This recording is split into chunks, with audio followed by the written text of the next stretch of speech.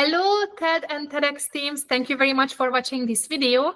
This is the first version of my talk, and I hope you like it. I am very curious for feedback, and I am happy to change it the way you think it is going to perform better. There are three things. Number one, I think it is a little bit too long, so I welcome feedback of what I should cut out.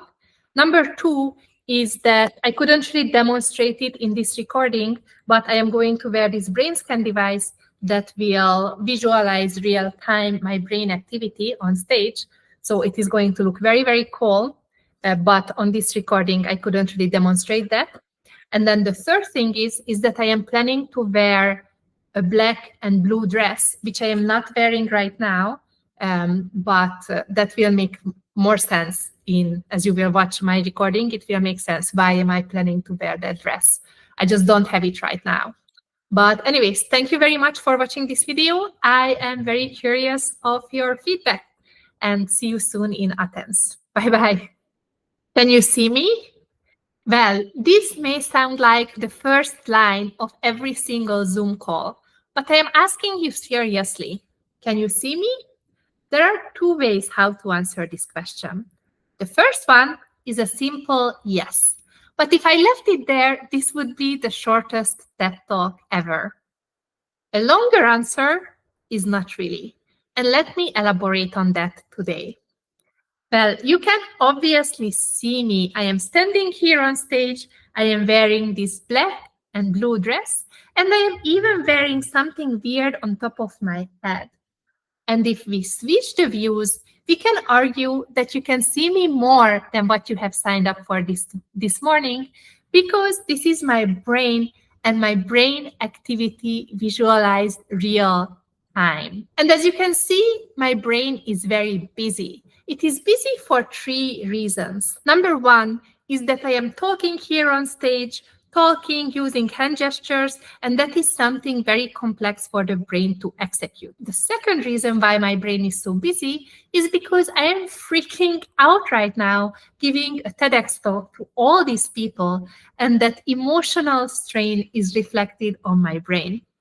And then the third reason, and the most important reason why my brain is so busy, it is because my eyes are open. But before we go there, let me quickly introduce myself. My name is Vivien. I am an award-winning Harvard-educated scientist, and I do research for NASA and analytics for Google. And I research the invisible. And today, I am here to take you on a journey. This journey starts right here on stage. We are going to travel back in time 2,500 years, but in distance only about 500 meters. And then eventually we are going to come back on this stage, and I hope that by then I will prove you that you cannot actually see me. So as mentioned, about 30% of our brain activity is dedicated to vision. If we dedicate 30% of our fantastic brain to vision, what percentage of reality do you think we can actually see? Is it 100%, 80%, 50%, 20%, even less than that? Well, the truth is that we can see only about 0.0035% of reality, which means that we can really only peeking through a peek hole to try to understand what is happening around us.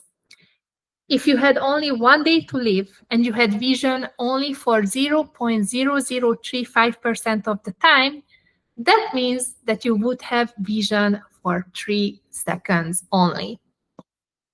So it is quite embarrassing to us that we dedicate 30% of our brain activity to vision and we see so little of reality.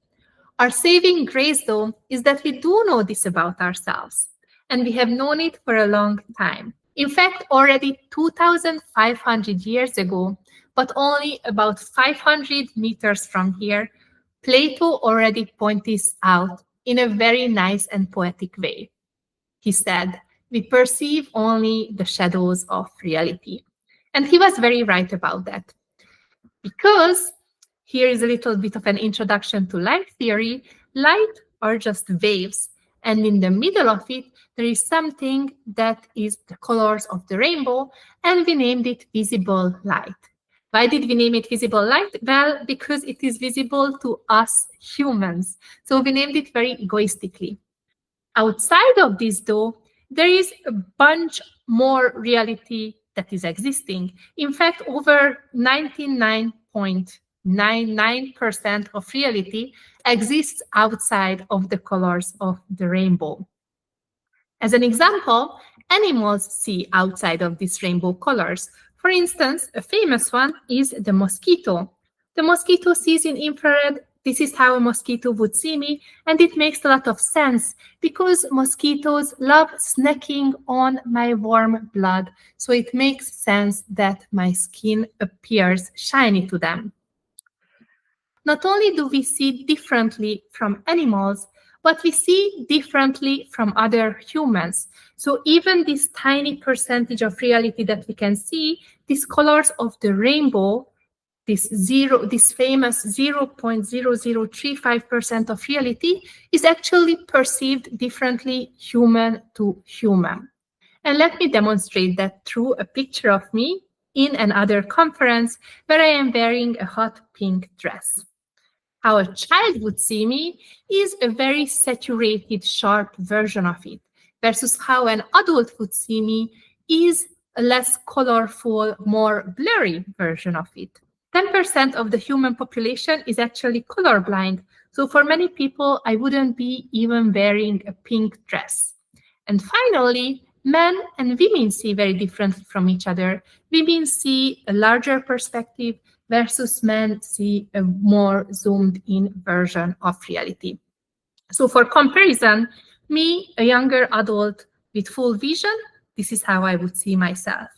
Versus my mentor, who is an older adult with color blindness, this is how he would see me from the audience. It is as if we were living in two different realities. But the crazy thing is that not only do we see differently from animals and from other humans, our own brain tricks us. So I mentioned that I am wearing this black and blue dress. But is it really black and blue? I don't know if you remember, this dress went viral in 2015, where there was a whole debate because some people saw it black and blue, and some other people saw it white and gold. And what's crazy about it is that for some humans, the color of the dress changed almost every time they looked at it.